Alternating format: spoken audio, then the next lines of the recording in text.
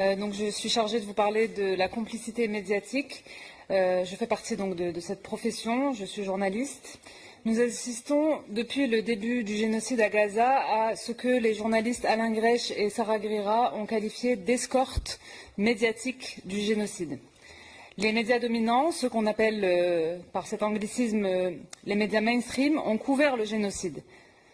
Ils ne l'ont pas couvert au sens médiatique, pour en rendre compte, mais au sens criminel, comme on couvre un crime qui se commet sous nos yeux. Cela s'est traduit par plusieurs phénomènes de verrouillage. En France, en particulier, dans l'espace médiatique audiovisuel, on a assisté à, je dirais, trois grands phénomènes. Bien sûr, d'abord un alignement sur le narratif israélien et une imposition de ce récit dans la plupart des médias et à la plupart des invités de ces médias, quels qu'ils soient, sur les télés françaises et les radios. Donc, en gros, pour résumer en quelques points que vous avez beaucoup entendus et qui vont vous être familiers, c'est ce qui a été imposé à partir du 7 octobre, c'est que l'histoire a commencé le 7 octobre, tout a commencé le 7 octobre, tout s'est arrêté ce jour-là. Le Hamas est une organisation terroriste islamiste barbare. Le massacre du 7 octobre est un massacre antisémite. Les Israéliens qui ont été tués ce jour-là l'ont été parce que juifs et pour aucune autre raison. Israël a le droit de se défendre. C'est une guerre entre Israël et le Hamas. Il n'y a pas de génocide à Gaza. Les victimes palestiniennes sont des dommages collatéraux. De toute façon, leur nombre est surévalué. Ce sont les chiffres du Hamas. Le Hamas se cache au milieu des civils. Israël n'a pas le choix. C'est une guerre réparatrice, en gros. Deuxièmement, pour servir ce narratif, il y a à la fois le phénomène que vous n'avez pas manqué, qui est l'invisibilisation des Palestiniens pendant des semaines en plein génocide, alors qu'un enfant palestinien était blessé ou tué toutes les 10 minutes. Ce n'était pas une information pour les médias français, ça n'apparaissait pas. Il n'y avait pas une minute qui était consacrée à Gaza, alors que toutes les 10 minutes, un enfant était massacré en Palestine. Ce n'est pas une information. Donc il y a ce phénomène d'invisibilisation des Palestiniens et une dominante écrasante des porte-paroles officiels et officieux d'Israël sur tous les plateaux de toutes les chaînes, y compris le service public. Du porte-parole militaire Olivier Rafovitz, auquel nombre de présentateurs ont donné du mon colonel et auquel très peu de journalistes ont osé opposer la moindre contradiction, à l'ambassadeur d'Israël, en passant par Netanyahou lui-même, qui a été interviewé 2 fois, par Darius Rojban sur LCI, puis Laurence Ferrari sur CNews. Encore ce matin, après ce qu'a fait Ben Gvir aux gens de la flottille, aux centaines de militants de la flottille, après l'indignation totale, qu'est-ce qu'a trouvé de mieux à faire France Info ce matin? Eh bien, inviter Joshua Zarka, ambassadeur d'Israël, pour nous dire que, bon, c'est ridicule. C'est ça l'adjectif qu'a utilisé Joshua Zarka pour qualifier ce qu'a fait Itamar Ben Gvir aux militants de la flottille, et pour les décrédibiliser, pour dire que ce sont des gens qui n'ont rien à faire, qui ne travaillent pas dans la vie, qui n'en ont rien à faire des Palestiniens, qui font ça juste pour s'amuser, d'aller en croisière jusqu'à Gaza. Et ça, bien sûr, sans aucune contradiction, des journalistes de France Info qui n'ont pas pensé à inviter les porte-paroles de la flottille, les organisateurs de la flottille.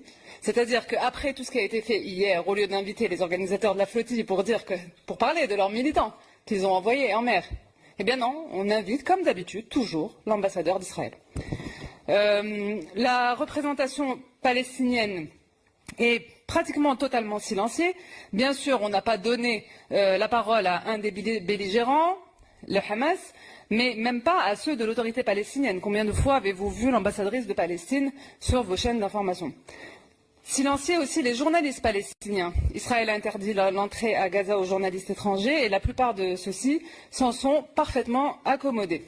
Ils n'ont pas eu recours aux journalistes palestiniens, leurs confrères, et ne se sont pas solidarisés avec eux, alors qu'à ce jour, plus de 320 journalistes palestiniens ont été tués, assassinés, ciblés à Gaza par Israël.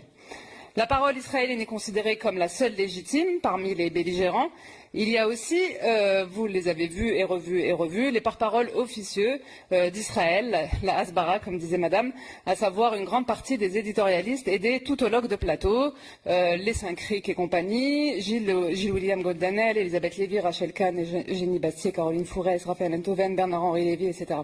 Quel éditorialiste, avec autant d'espace médiatique à sa disposition, a défendu le point de vue ou la situation du peuple palestinien?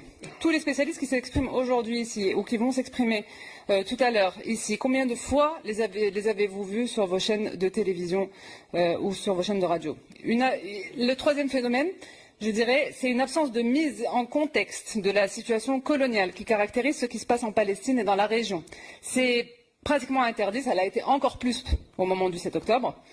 Remettre en tête qui est l'agresseur et qui est l'agressé dans cette histoire. Si vous allumez votre télé en ce moment, par exemple, vous n'entendrez rien sur ce qui se passe à Gaza.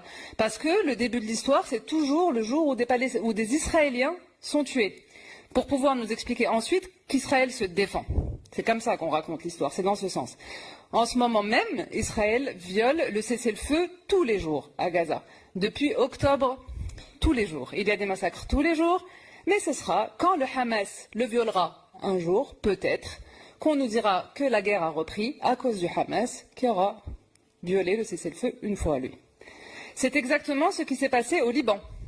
Je ne sais pas si ça vous a échappé, mais Israël a violé le cessez-le-feu des dizaines de milliers de fois.